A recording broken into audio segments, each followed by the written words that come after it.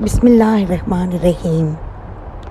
Baghdad کے بازار میں ایک حلوائی صبح صبح اپنی دکان سجا رہا تھا کہ ایک فقیر آ نکلا تو دکاندار نے کہا کہ بابا جی آؤ بیٹھو۔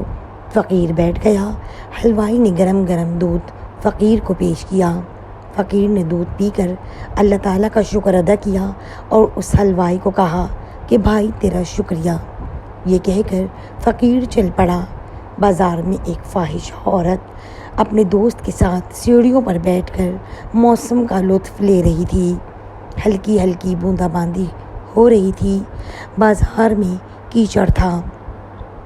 فقیر اپنی موج میں بازار سے گزر رہا تھا کہ فقیر کے چلنے سے ایک چھینٹا اڑا اور فاحشہ عورت کے لباس پر گر گیا۔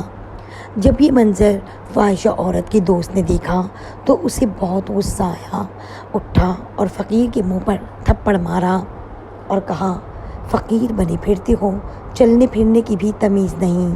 فقیر نے ہنس کر آسمان کی طرف دیکھا اور کہا مالک تو بھی بڑا بے نیاز ہے، کہیں سے دودھ پلواتا ہے اور کہیں سے تھپڑ مرواتا ہے۔ یہ کہہ کر فقیر آگے چل پڑا۔ فاحشہ عورت چھت پر جا رہی ہوتی ہے تو اس کا پاؤں پھسلتا ہے اور زمین پر سر کے بل گر جاتی ہے۔ اس کو ایسی شدید چوٹ لگتی ہے وہ موقع پر ہی فوت ہو جاتی ہے۔ شور مچ گیا کہ فقیر نے آسمان کی طرف منہ کر کے بد دعا دی تھی، جس کی وجہ سے یہ قیمتی جان چلی گئی۔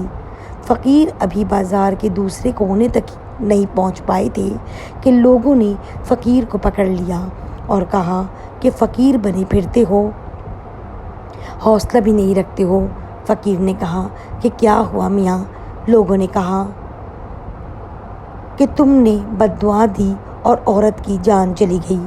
فقیر نے کہا کہ واللہ میں نے تو کوئی بد دعا نہیں دی۔ لوگوں نے ضد کی اور کہا کہ نہیں، تیری بد دعا کا کیا دھرا ہے۔ جب لوگوں نے ضد کی تو فقیر نے کہا کہ اصل بات پوچھتے ہو، میں نے کوئی بد دعا نہیں کی، یہ یاروں کی لڑائی ہے۔ لوگوں نے کہا وہ کیا؟ فقیر نے کہا کہ جب میں گزر رہا تھا اور